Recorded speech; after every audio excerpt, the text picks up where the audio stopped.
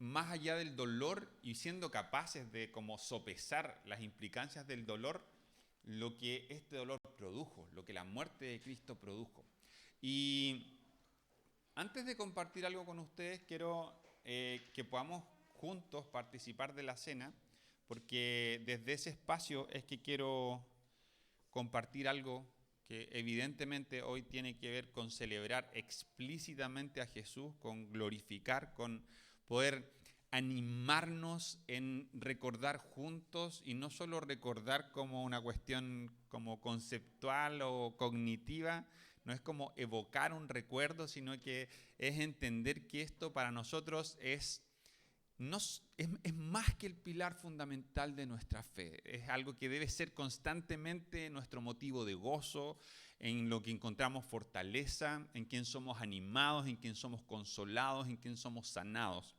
Por eso, una mayor revelación de la cruz y de la persona de Jesús es siempre, siempre, siempre pertinente. Y a veces puede parecernos, porque perdemos un poco la perspectiva, que hablar acerca de la cruz, hablar acerca del sacrificio de Cristo, como que es algo ya súper sabido. Y en función de eso, a veces no prestamos la misma atención que cuando vamos a enfrentarnos a un contenido que puede tener que ver con lo que yo estoy sufriendo en un momento específico o con algo que nunca escuché antes y que despierta en mí más interés. Pero la cruz es en definitiva nuestro sustento absoluto, es lo que da el sentido a nuestra vida.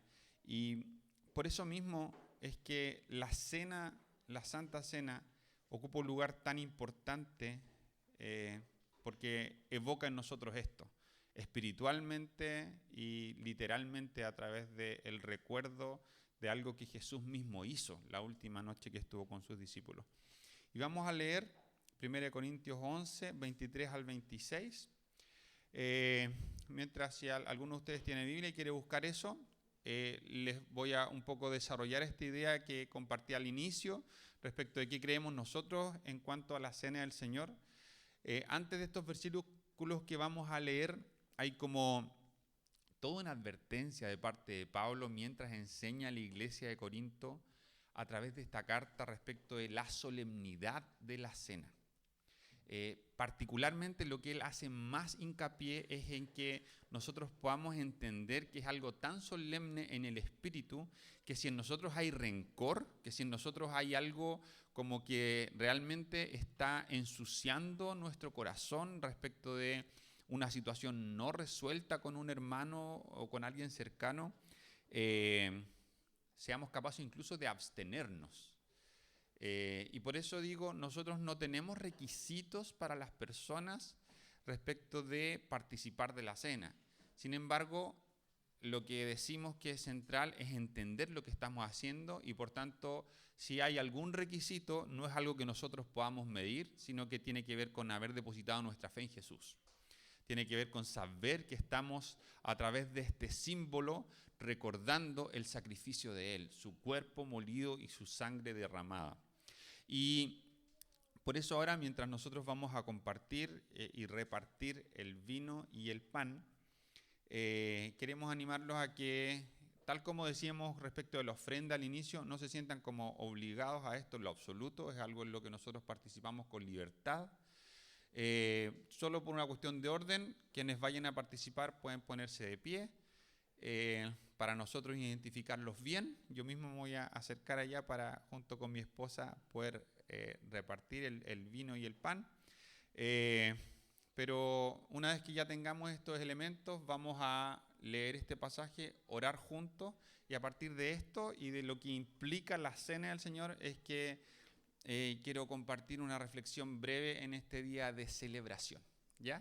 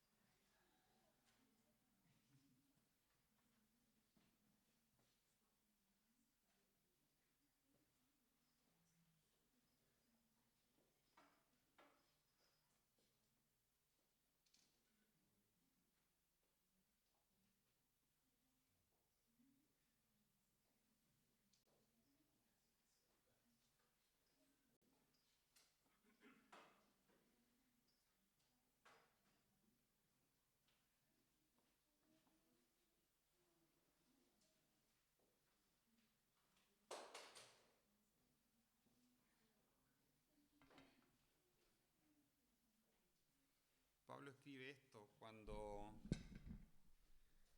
desarrolla la idea central de lo que él recibió directamente de parte de Jesús. Dice así: pues yo les transmito lo que recibí del Señor mismo. La noche en que fue traicionado, el Señor Jesús tomó pan y dio gracias a Dios por ese pan.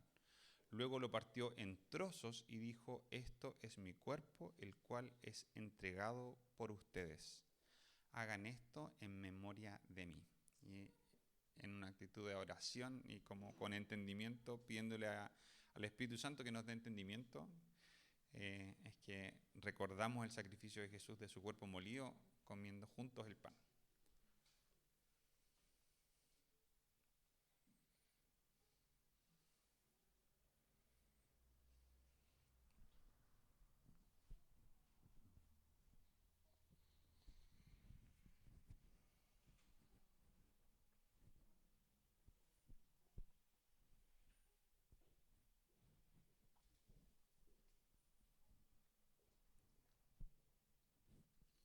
De la misma manera, tomó en sus manos la copa de vino después de la cena y dijo: esta copa es el nuevo pacto entre Dios y su pueblo, un acuerdo confirmado con mi sangre. Hagan esto en memoria de mí todas las veces que la beban.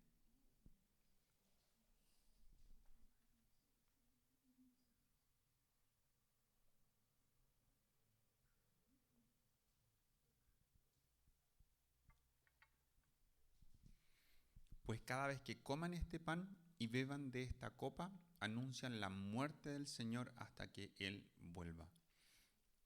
Jesús, queremos a través de este acto simbólico tan profundo recordar no solo en nuestra mente, sino en nuestro espíritu lo que tú has hecho por nosotros.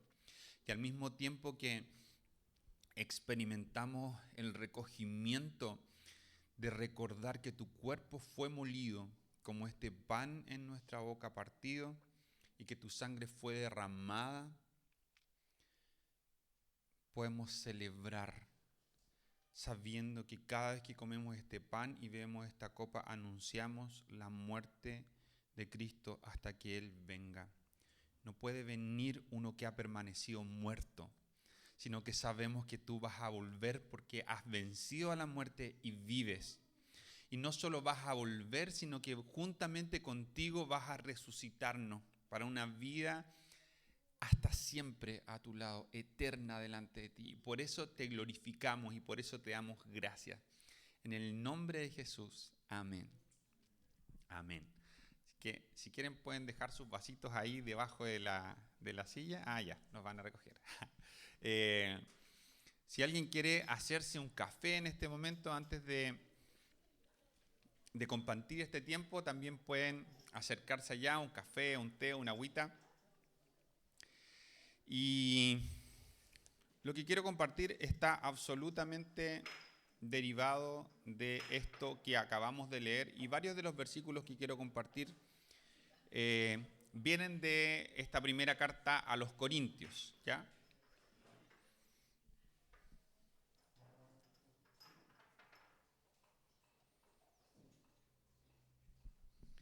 Esta reflexión es bien cortita, la verdad. Más que todo quiero poder que tengamos como un momento en el que seamos juntos conducidos a poner en el centro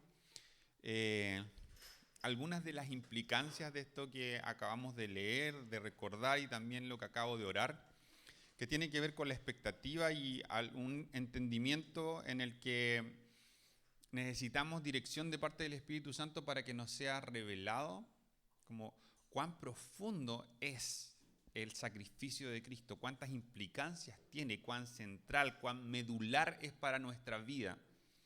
Y Pablo,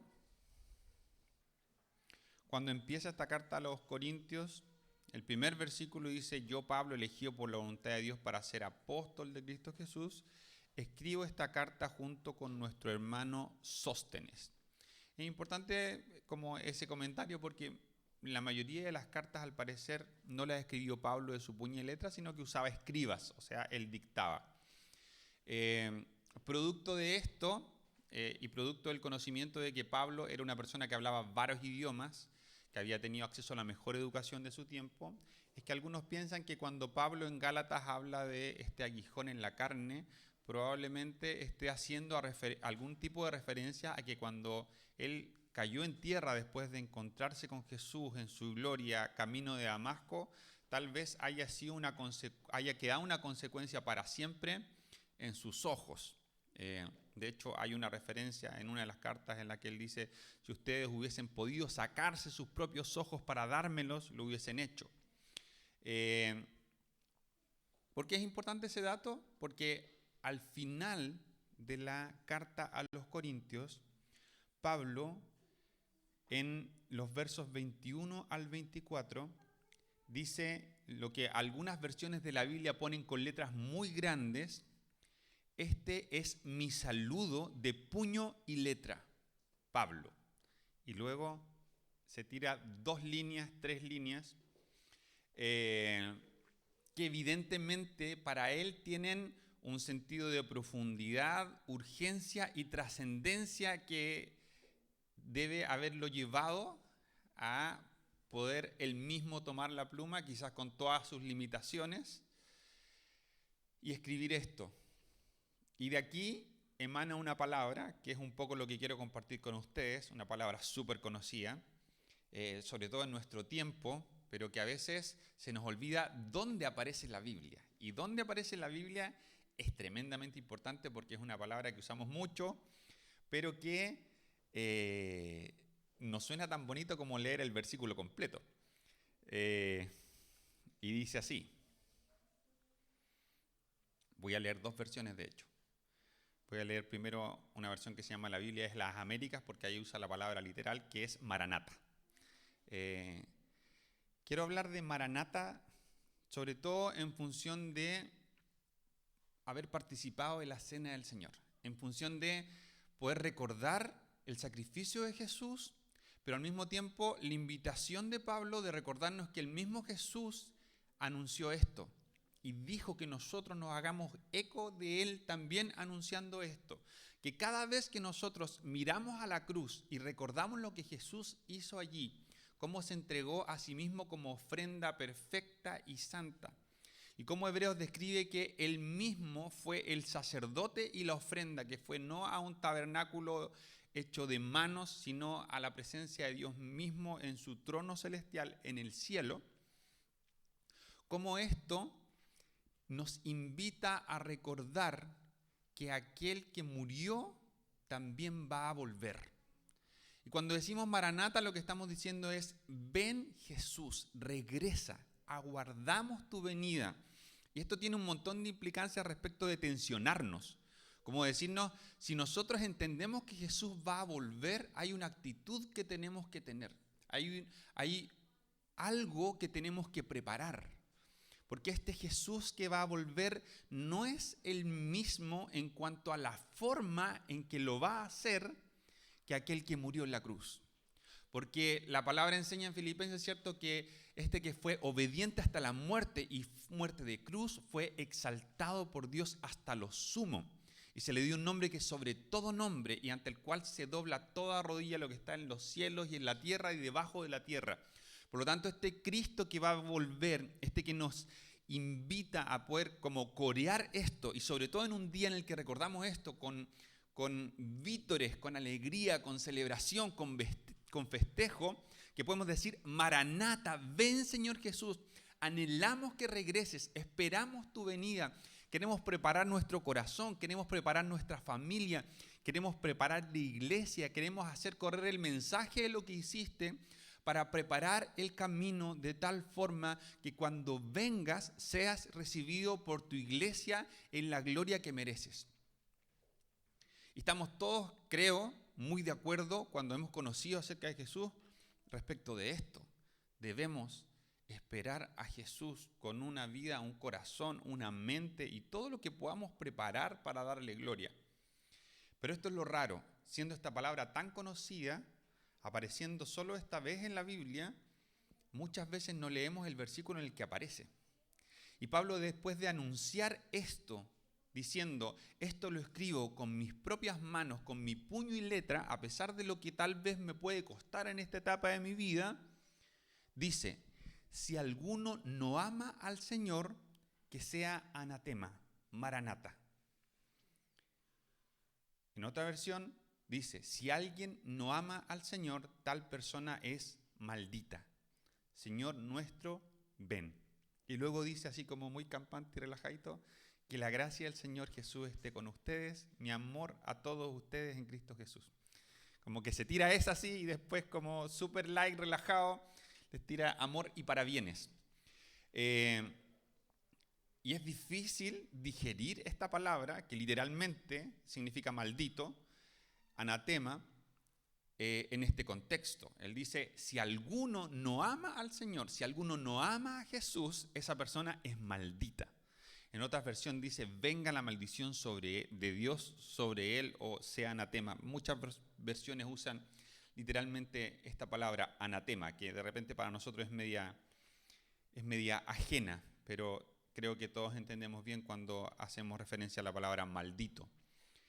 Y quiero desarrollar un poco esta idea de ser malditos. Y cómo, no quiero, y quiero advertir al tiro, no quiero hacer una breve aplicación de lo que puede ser maldito respecto de esto y cómo a veces nosotros mismos un poco no disfrutamos y nos hacemos en cierta parte acreedores de esta palabra en aquellas cosas y áreas de nuestra vida en las que no estamos amando al Señor. Pero quiero puntualizar esto. En este contexto, y lo que quiero invitarnos a reflexionar, no tiene que ver con pensar que ser malditos, evidentemente esto calza de manera mucho más profunda y dolorosa en aquellos que no han querido depositar su fe en Cristo y no han nacido de nuevo. Evidentemente a ellos se está refiriendo en primer lugar Pablo. Sin embargo, el tema no tiene que ver con pensar necesariamente que Dios a aquellos que no aman a Cristo, entonces va a hacer cosas para dañarlos. De alguna forma, esta palabra tiene como un juego lógico, y es que la peor de las maldiciones posibles es no amar a Jesús. Por tanto, el acto mismo de no amarlo conlleva la maldición sin la necesidad de ninguna intermediación de algo adicional. No hay nada peor que nos pueda pasar que no amar a Jesús. Y desde esa perspectiva, por fuerte que sea esta palabra, un poco a veces nos calza respecto de aquellas cosas en nuestra vida en las que con nuestras decisiones no estamos amándolo, no estamos confiando en Él, no estamos decidiendo entregarle cosas. Cosas que sabemos que a veces están desordenadas en nosotros, relaciones que a veces están desordenadas, decisiones que a veces tomamos en rebeldía. A veces tenemos dudas respecto de qué será mejor entre el camino A, B, C o D, y otras veces tenemos muy claro que es el C, pero no lo queremos, queremos el A. Y tosudamente escogemos amar cosas más que a Jesús, amarnos a nosotros mismos más que a Jesús, amar a otras personas más que a Jesús, amar incluso cosas que Dios nos ha prometido más que a Jesús mismo. Amar incluso, y esto es loco, a veces hasta personas aman más la palabra de Dios que a Dios. Y hasta ese tipo de cosas de pronto puede confundirnos respecto de qué es lo central y lo medular en nuestra vida, quién es el que debe ocupar el primer lugar por sobre todo. Entonces, más que pensar necesariamente que la única forma de interpretar este pasaje es que aquellos que no aman a Jesús entonces van a recibir algo malo de parte de Dios, es entender que lo más trágico que nos puede pasar es que haya, primero, es que la totalidad de nuestra vida no dé cuenta de que amamos a Cristo. Y segundo, que haya áreas de nuestra vida en las cuales no lleguemos nunca a disfrutar la vida que Cristo compró con su sangre para nosotros. Jesús repitió muchas veces esta idea: yo he venido para que tengan vida, y nosotros muchas veces como hijos de Dios nos quedamos solo hasta ahí y nos olvidamos de que Jesús también vino para darnos vida y vida en abundancia. Siento que existe como un punto de inflexión en esta frase en el cual el entender que Jesús vino para darnos vida nos hace hijos de Dios cuando depositamos nuestra fe con convicción en que eso es una verdad para nosotros. O sea, Jesús murió, su cuerpo fue molido a causa de nosotros y su sangre fue derramada a causa de nosotros. Pero no solamente eso, sino que resucitó. Y como resucitó, dio testimonio de que era poderoso para vencer el pecado y que finalmente la muerte no pudo con él y en un futuro va a vencer a la muerte para siempre. Y ahí nosotros vamos a resucitar juntamente con él.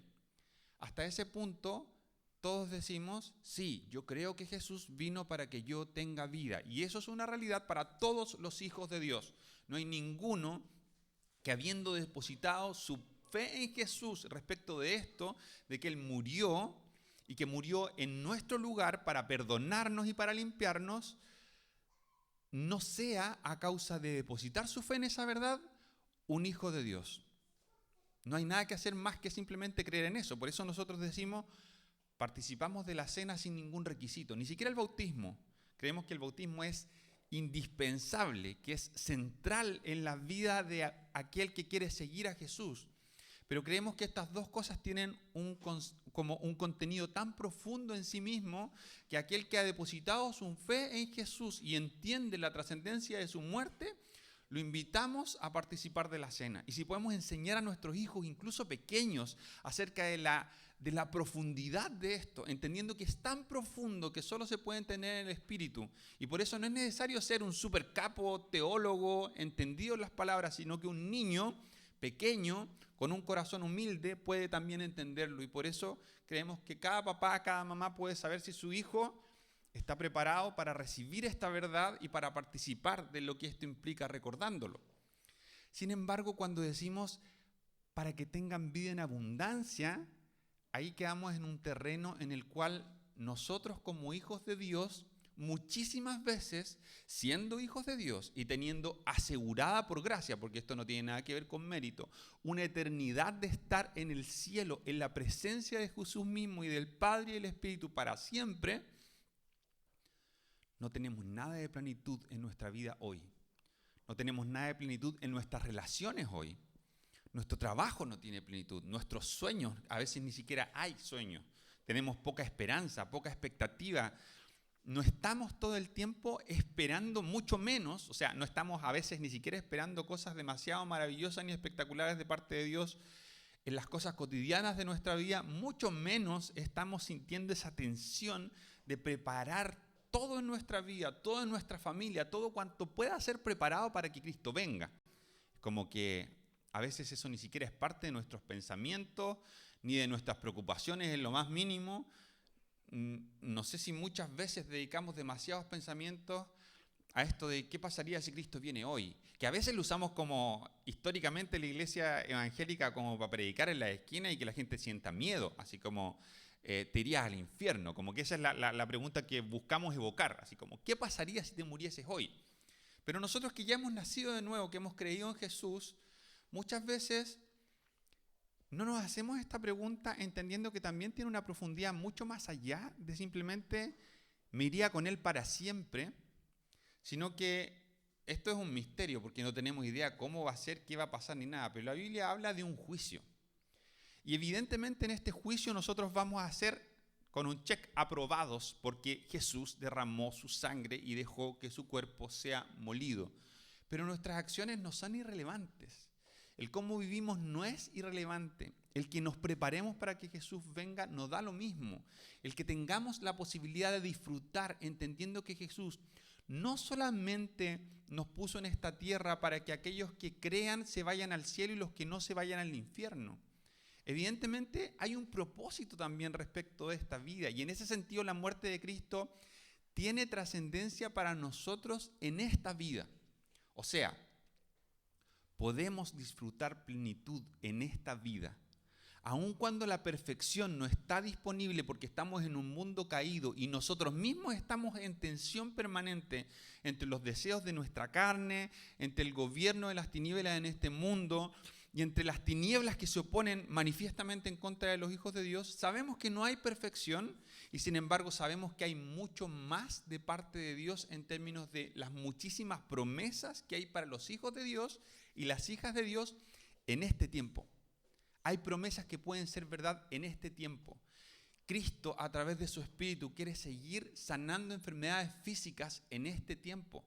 Quiere libertar a las personas de opresión y de posesión a veces de parte de las tinieblas sobre su vida en este tiempo.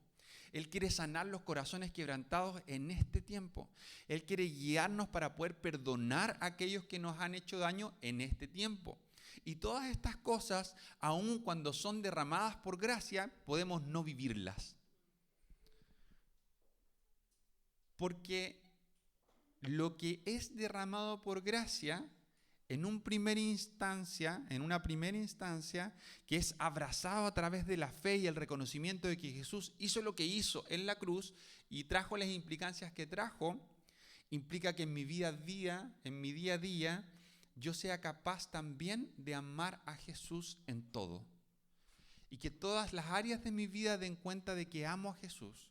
Y que ese amar a Jesús implique comprender el poder que Él ejerció al levantarse después de haber sido sepultado posterior a su muerte en la cruz. O sea, Jesús venció a la muerte no pudo con Él. Y la Biblia dice que Él fue el primogénito entre los resucitados. Y que un día va a venir y todos aquellos que hemos creído en Él vamos a ser resucitados juntamente con Él. Pero ya tenemos hoy la premisa y la primicia que es Jesús mismo. Él ya venció a la muerte en sí mismo. Y por eso cuando nosotros decimos, tomo esto, estoy haciendo una aplicación de esto. Cuando nosotros decimos, aquel que no ama a Jesús tiene maldición, estamos de alguna forma también pudiendo entender que a veces decimos amar a Jesús, pero nos olvidamos de quién es el Jesús que amamos. O sea, decimos que le amamos y usamos el nombre de Jesús, pero en cuanto a cómo estamos viviendo aquello, a qué implicancias tiene para nosotros, pareciera que no estamos entendiendo quién es Jesús. O sea, nuestro problema no necesariamente es en que lo amemos o no, sino que a veces amamos una idea de Jesús que no le hace justicia ni de cerca a quién es Jesús. Y eso nos impide poder ejercer fe en todas estas áreas rotas en las que necesitamos más poder del Espíritu de Dios a través del testimonio de Jesús en nuestra vida. Sé que es un poco enredado esto, pero quiero por eso desarrollar un poquito esa idea. No necesariamente no estemos amando a Jesús, sino que muchas veces estamos olvidando quién es el Jesús que decimos amar o que literalmente amamos. Y eso hace que haya áreas de nuestra vida rotas en las que no estamos experimentando el poder de Dios porque necesitamos una mayor revelación del Espíritu de Dios, de la persona de Jesús y de la cruz. Por eso digo que es tan importante recordar esto que a veces parece tan simple y que se nos olvida que es el meollo del asunto, el elemento más central de todos. Y es que Pablo desarrolla esta misma idea y dice, también en 1 Corintios 15, 12 al 17, pero voy a leer los últimos versículos, no sé si es 1 y 2 porque ahí lo tengo medio mezclado, pero dice, si no hay resurrección de los muertos, y si no hay resurrección de los muertos, entonces Cristo no ha resucitado. Y si Cristo no ha resucitado, entonces la fe de ustedes es inútil y todavía son culpables de sus pecados. O sea, debemos entender que Jesús resucitó. Eso lo posiciona en el lugar más elevado de todos. Si nosotros no creemos que ese Jesús también nos va a resucitar a nosotros, entonces Pablo dice, toda nuestra fe, todo lo que hemos enseñado, cualquier otro tipo de lección relacional, de ética, de cualquier otra índole posible que emane de la palabra de Dios, si la resurrección no es cierta, la resurrección que vamos a experimentar nosotros, si esa resurrección no es cierta, entonces todo el evangelio no sirve para nada. ¿Por qué? Porque así como Jesús cuando le trajeron a este paralítico, que lo trajeron los amigos del paralítico, y él lo mira con compasión y le dice, tus pecados te son perdonados, Y él advirtió que en sus corazones los fariseos decían: ¿quién es este compadre que se cree que está perdonando pecados cuando solo Dios puede perdonar pecados? Jesús dijo: para que ustedes sepan que el Hijo del Hombre tiene poder aquí en la tierra para perdonar pecados, le dijo al paralítico: levántate, toma tu camilla y anda. El paralítico hizo aquello porque la sanidad física del paralítico fue el testimonio de que Jesús podía perdonar pecados. Ahora, la resurrección es el testimonio de que Jesús fue veraz en absolutamente todo lo que dijo, todo lo que hizo y todo lo que sus discípulos nos enseñan que Él era. Si no hubiese resurrección para nosotros, entonces Jesús mismo no sería el primogénito de los resucitados. Estas cosas son indivisibles. Y por eso mismo es que nosotros somos invitados en la palabra a entender que este mismo Jesús que levantó a Jesús de los muertos opera en nosotros hoy. Eso enseña Efesios. El mismo Jesús que levantó, el mismo poder, que levantó a Jesús de los muertos opera en nosotros los hijos de Dios hoy. ¿Qué significa eso? Que aún mientras aguardamos, aún mientras decimos: Maranata, Jesús, anhelamos que regreses para estar en la eternidad contigo, aún mientras esperamos eso, ya tenemos primicias de resurrección como una promesa sobre nuestra vida para traer esta vida en abundancia que Jesús nos promete. ¿Qué significa? ¿O qué quiero decir respecto de esto? Que hay relaciones que hoy pueden estar muertas. Hay personas con quien puedes estar enemistado a un nivel profundo, al punto de que puede ya no haber ningún tipo de esperanza. Hay sueños que tenías en otro momento respecto de los cuales hoy puedes no tener ningún tipo de esperanza. Están muertos. Hay cosas que querías y deseabas que Dios hiciera en tu vida, que sanara, que restaurara, que limpiara, que purificara, que perdonara, y que te cansaste de orar, de clamar, de pedir, de volverle a pedir que sane, de volverle a pedir que limpie, de volverle a pedir que traiga libertad, y no pasó nada, y llegó el momento en que la esperanza respecto de eso murió. Dejaste de pedir que estas cosas pasaran, dejaste de tener expectativa respecto de que pudieran pasar. Dejaste de tener expectativa respecto de que pudiera ser restaurada la relación con ese amigo, con esa amiga, con tu esposo, con tu esposa, con tu hijo, con tu papá, con tu mamá, con tu hermano. Dejaste de tener expectativa al punto de que eso murió. Murió en ti la posibilidad de tener esperanza de que eso ocurriese. Y mientras decimos: Maranata, mientras decimos: Señor, ven pronto, vuelve Jesús, tenemos la promesa de que Jesús ha sido el primero de los resucitados, y ese mismo poder que lo levantó de los muertos para ser el primero de los resucitados opera en nosotros para traer vida donde hay muerte. O sea, el poder que levantó a Jesús de los muertos puede habilitarte para perdonar a alguien que tú nunca creíste que fuera posible perdonar. Puede habilitarte como algo que no está en nosotros, que no es posible para nosotros, en lo que nosotros somos incapaces e ineficientes. Él puede hacernos amar a aquellos que odiamos, tener esperanza en esas cosas que votamos por completo y que abandonamos, hacer renacer sueños que un tiempo en nuestra vida fueron nítidos, fueron claros. Le decíamos a otros que teníamos convicción de que estas cosas habían venido de parte de Dios sobre nuestras vidas, y luego dejamos de hablar de esas cosas, porque dejamos de tener expectativas de esas cosas, porque a veces nuestro propio pecado nos llevó a creer que ya no es posible que Dios cumpla los sueños que una vez puso en nosotros.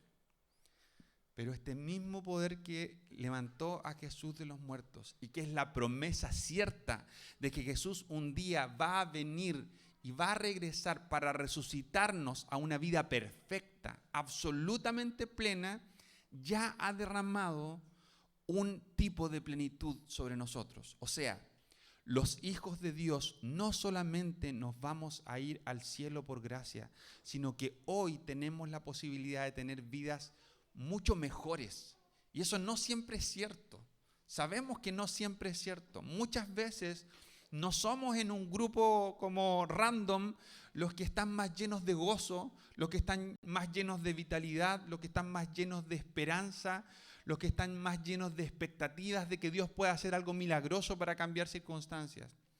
Y lo que la palabra de Dios busca recordarnos en un día tan importante como hoy, en el que hacemos memoria de que Jesús venció a la muerte y resucitó, es que tenemos a través de eso acceso no solo al cielo, sino a más del poder del Espíritu sobre nuestras vidas hoy. Ese es el poder increíble de la cruz.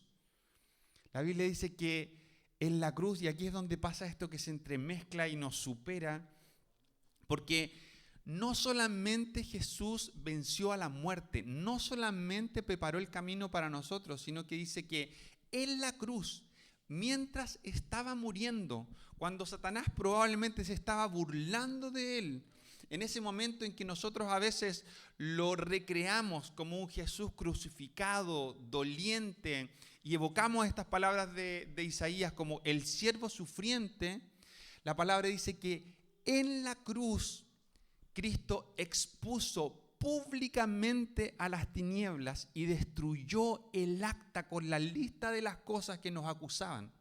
O sea, aún antes de resucitar, el que Cristo ocupara nuestro lugar allí avergonzó a las tinieblas y las despojó de su poder para acusarnos. O sea, tenemos tantos recursos del cielo para aspirar a una vida de tanto más significado que la que quizás estemos llevando hasta hoy, de la que quizás olvidamos en largos pasajes de nuestra vida que está disponible para nosotros hoy. Es como loco, parece como que no tiene nada que ver con nosotros pensar que tenemos acceso a un poder tan grande como el que levantó a Jesús de los muertos. Es loco cuando Jesús dice, ustedes van a hacer cosas mayores que las que yo he hecho. Cuando le dice eso a los discípulos, como que uno piensa, muchas personas interpretan esto así como, sí, Jesús dijo esto porque en realidad la salvación del alma es más impresionante que sanar un cojo. Y sí, es cierto, ser sanado para la eternidad, ser perdonado para la eternidad es más impresionante que la sanidad de un cojo. Pero el testimonio de los apóstoles y de los primeros discípulos dan cuenta de que ellos resucitaron personas en el nombre de Jesús. Ellos sanaron cojos, sanaron ciegos, echaron fuera todo tipo de demonios. O sea, Jesús estaba hablando literalmente de que ellos iban a poder hacer muchas más señales porque su poder ya no iba a estar circunscrito o reducido a solamente este Jesús encarnado, sino que el mismo poder, y esto es demasiado increíble porque uno lo ve en los capítulos de Hechos, que esto no era verdad solamente en los apóstoles, sino también en los diáconos y en los primeros discípulos. Vemos como Ananías ora por Pablo y recupera la vista. Vemos como una y otra vez aparece el poder de Dios manifestándose en personas comunes. Y nuestra expectativa al tiempo que celebramos hoy que Jesús resucitó debe ser esta. El mismo poder que estuvo en Jesús, el mismo poder que estuvo en los apóstoles, el mismo poder que estuvo en los primeros discípulos, también está disponible para nosotros hoy en cosas tan cotidianas como perdonar, en cosas tan cotidianas como volver a soñar, en cosas tan cotidianas como volver a tener fe de que Dios puede hacer en nosotros aquello que prometió, que Él puede hacer más de nuestra vida, traer más plenitud, más gozo, más sentido, más propósito. Así que los invito a que podamos orar dando gracias y que nuestra actitud hoy, no porque sea el día de resurrección, sino porque Dios nos ha permitido experimentar en el Espíritu el entendimiento de la obra completa. Y al mismo tiempo que nos alegramos por esto, también oramos para pedirle al Espíritu de Dios que nos guíe a tener una mayor revelación de estas cosas. Y la mayor revelación de estas cosas no tiene que ver con como quedar pegado en una palabra que ahora entendí cognitivamente mejor, sino que la revelación más profunda implica que hay algo que se estremece tan profundo dentro de mí que produce algo distinto, algo que se ve, algo cambia. Y ese algo que cambia puede ser justamente esperanza que empieza a fluir. deseos de perdonar donde no había, o determinación para perdonar aun cuando no hay deseo, convicción acerca de algo, disposición a persistir buscando la presencia de Dios hasta que Él traiga nuevamente esperanza en aquellas cosas que abandoné toda esperanza. Así que quiero orar en estas dos direcciones, como celebrando juntos lo que Jesús hizo por nosotros y también pidiendo una mayor revelación de la cruz y la resurrección. Porque una revelación más profunda de este elemento central, indispensable del Evangelio, tiene el poder para seguir transformando muchas áreas de nuestra vida hoy. Muchas cosas pueden seguir siendo transformadas, sanadas, restauradas y mejoradas en nosotros hoy, en la medida en que la cruz, el sacrificio y la persona de Cristo y su obra completa puedan ser más profundamente reveladas a nosotros a través del Espíritu Santo. Papá, en el nombre de Jesús, queremos adorarte, queremos bendecir tu nombre y celebrar esta posibilidad increíble que tenemos de reconocer que esto que has hecho ha producido en nosotros vida. Y cuando decíamos que quien no ama a Jesús es maldito, es porque no hay nada más. Solo Jesús salva, solo Jesús sana, solo Jesús da vida, solo contra Él la muerte no pudo vencer. Solo Jesús tiene palabras de vida eterna, solo Jesús es el camino, solo Él es la resurrección en la vida. Solo quienes beban de Él no van a volver a tener sed. Si no amamos a Jesús, no tenemos nada que valga la pena. Y queremos que tú puedas traer sobre nosotros convicción acerca de esta verdad a lo profundo de nuestro espíritu y que esto produzca en nosotros esperanza. Que sepamos que solo la cruz de Cristo salva. Que solo la cruz de Cristo salva. Y sabemos que salva porque Él resucitó. Sabemos que salva porque Él resucitó y porque va a volver por su pueblo para que podamos estar con Él en la eternidad. Pero mientras esperamos, mientras decimos Maranata, vuelve Señor Jesús, deseamos tu regreso, queremos vivir todo lo profundamente posible que sea las bendiciones de tu cruz que están disponibles para hoy. Aquellas cosas que ya fueron liberadas desde el cielo, la intimidad que tenemos con el Padre porque el Espíritu ahora habita en nosotros como hijos de Dios, porque nosotros ahora somos templo y podemos ir al lugar santísimo en oración en nuestro espíritu. Ayúdanos, Señor, trae sobre nosotros un ánimo renovado que nos permita celebrar con gozo lo que has hecho y al mismo tiempo ser llenos de ti con una revelación más profunda de tu espíritu que revela a Jesús en nosotros, que produzca más fruto, que produzca más plenitud, que produzca más esperanza, que produzca más gozo, que produzca más compasión, más misericordia, más amor, más paz en nuestro espíritu. Enséñanos, Señor, te lo pedimos, Espíritu de Dios, enséñanos más acerca de Cristo. Que este sea todos los días de nuestra vida el centro de nuestro mensaje. Que no nos vanagloriemos, que no discutamos, que no perdamos nuestro tiempo discutiendo acerca de las formas o los tiempos de las cosas o las distintas formas de pensar acerca de una u otra verdad, sino que nuestra gloria sea Cristo y Cristo crucificado. Que Él sea siempre lo más valioso, a quien más amemos, y que no haya ninguna maldición sobre nosotros, que no haya ningún espacio para que las tinieblas puedan gobernar áreas de nuestra vida, sino que aún en lo que estaba muerto, hoy podamos resucitar juntamente contigo. Mientras esperamos y decimos Maranata para resucitar perfectamente contigo de forma literal, queremos hoy resucitar contigo en aquellas cosas que solo tú puedes traer vida porque estaban verdaderamente muertas. Y no hay nadie, ni ha habido nadie, ni va a haber nadie en toda la creación que pueda traer vida donde hay muerte o que pueda crear algo a partir de la nada.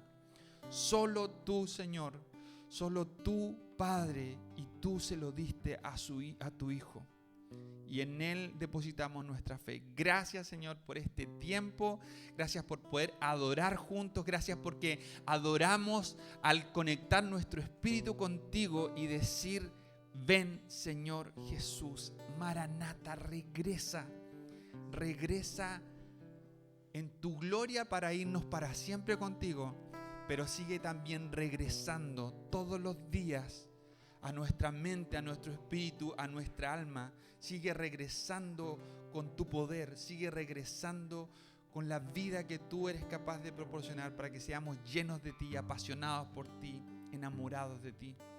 Gracias, papá. En el nombre de Jesús te bendecimos y exaltamos tu nombre. Amén.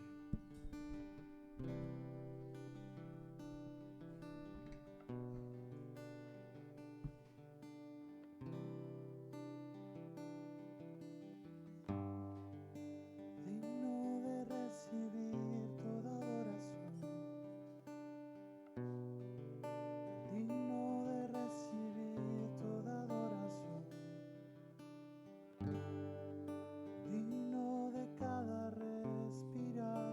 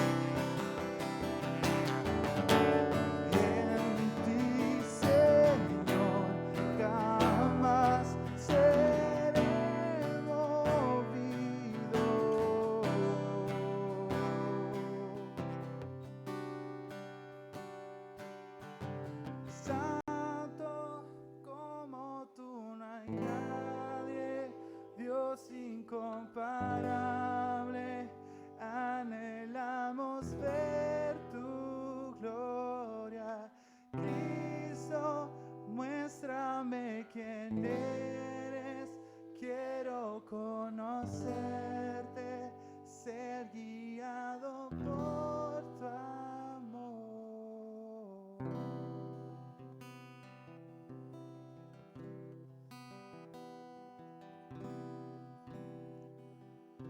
Amén.